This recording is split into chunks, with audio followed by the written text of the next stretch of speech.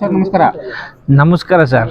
ಚಂದನವನ ಅಂದು ಇಂದು ಮುಂದು ಕಾರ್ಯಕ್ರಮಕ್ಕೆ ಬಂದಿದ್ದೀರಾ, ಏನು ಹೇಳಕ್ಕೆ ಇಷ್ಟಪಡ್ತೀರಾ ಚಿತ್ರೋದ್ಯಮದ ಬಗ್ಗೆ?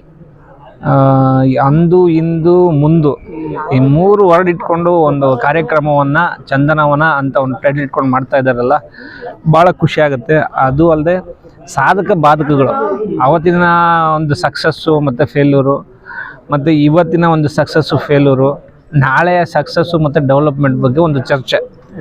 ಸೊ ಇದು ಅಲ್ಲಿ ಒಂದು ತುಂಬ ಒಳ್ಳೆಯ ಕಾರ್ಯಕ್ರಮ ಅಂತ ನನ್ನ ಅಭಿಪ್ರಾಯ. ಚೆನ್ನಾಗಿದೆ ಕಾರ್ಯಕ್ರಮ. ಚಿತ್ರೋದ್ಯಮದ ಉಳಿವು ಬಗ್ಗೆ ನೀವು ಮತ್ತೆ ಬೆಳವಣಿಗೆ ಬಗ್ಗೆ ನೀವು ಏನು ಹೇಳಕ್ಕೆ ಇಷ್ಟಪಡ್ತೀರಾ? ಯಾವ ಥರ ಮಾಡಿದ್ರೆ ಉಳಿವು ಬೆಳವಣಿಗೆ ಆಗುತ್ತೆ ಅಂತ? ಸರ್, ಈಗ ಮೇಜರ್ ಸಮಸ್ಯೆ ಇರೋದು ಚಿತ್ರರಂಗದಲ್ಲಿ ಬಿಸ್ನೆಸ್ ಸರ್.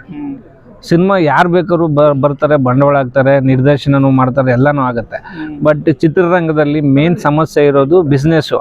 ಹಾಕಿರೋ ದುಡ್ಡು ಬರ್ತಾ ಇಲ್ಲ. ಈ ಸಮಸ್ಯೆಗೆ ಒಂದು ಪರಿಹಾರ ಕೊಡೋದೇ ಮುಖ್ಯ ಈ ಕಾರ್ಯಕ್ರಮದ ಉದ್ದೇಶ ಅಂತ ನನ್ನ ಅಭಿಪ್ರಾಯ. ಇವಾಗ ಯಾವ ರೀತಿ ಮಾಡಿದ್ರೆ ಹಾಕಿರೋ ಬಂಡವಾಳ ವಾಪಸ್ ತಗೊಳ್ಬೇಕು, ಅದಕ್ಕೆ ನಿಮ್ಮ ಹತ್ರ ಏನಾದರೂ ವಿಚಾರಗಳು, ಐಡಿಯಾಗಳು ಏನಾದರೂ ಇದಾವ? ಸರ್, ಹಾಕಿರೋ ಬಂಡವಾಳ ವಾಪಸ್ ಬರಬೇಕು ಅಂತಂದರೆ ಒಂದೇ ಆಪ್ಷನ್ನು, ಅದು ಈಗ OTT. ಆ OTT ಮೂಲಕನೇ ನಮಗೆ ಹಾಕಿರೋ ಬಂಡವಾಳ ವಾಪಸ್ ಬರಬೇಕು.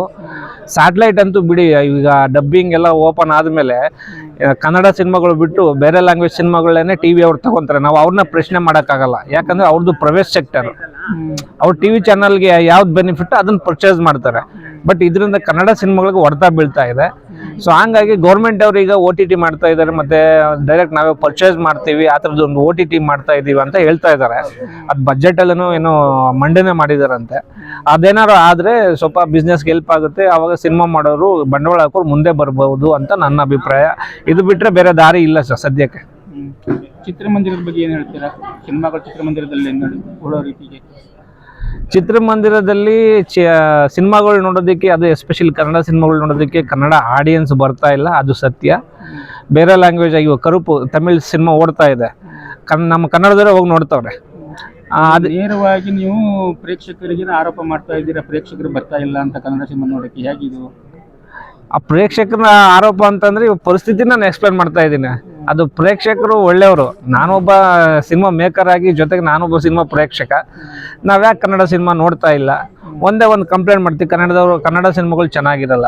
ನಮಗೆ ನಾವೇ ಚೆನ್ನಾಗಿರಲ್ಲ ಅಂತ ಸಿನಿಮಾ ನೋಡಕ್ ಹೋಗದೆ ಇರೋದು ತುಂಬಾ ತಪ್ಪಾಗುತ್ತೆ. ಸಿನಿಮಾ ನೋಡ್ಬೇಕು ಸರ್. ಬಹಳಷ್ಟು ಉತ್ತಮ ಸಿನಿಮಾಗಳು ಬರ್ತಾ ಇದಾವೆ. ಹೌದು, ಸಿನಿಮಾಗಳನ್ನ ನೋಡ್ದೇನೆ ಸಿನಿಮಾ ಚೆನ್ನಾಗಿಲ್ಲ ಅಂತ ಹೇಳಿದ್ರೆ ಹೇಗೆ ಅದು?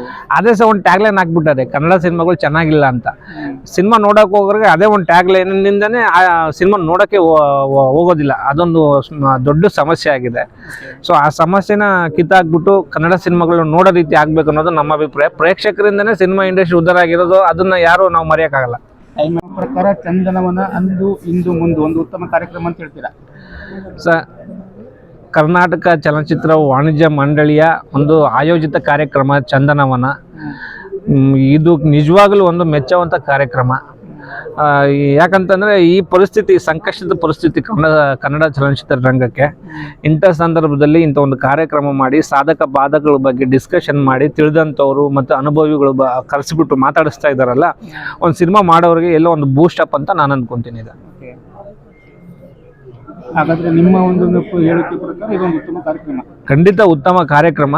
ಈ ಕಾರ್ಯಕ್ರಮದಲ್ಲಿ ಅಟ್ಲೀಸ್ಟ್ ಒಂದಷ್ಟು ಡಿಸ್ಕಷನ್ ಆಗಿ ಈ ಕಾರ್ಯಕ್ರಮದಿಂದ ಆದರೂ ಸಿನಿಮಾಗಳಿಗೆ ಒಂದಷ್ಟು ಬಿಸ್ನೆಸ್ ಸಿಗ್ಲಿ ಅಂತ ನಾನು ಅಂದ್ಕೊತೀನಿ. Okay, thank you sir. Thank you.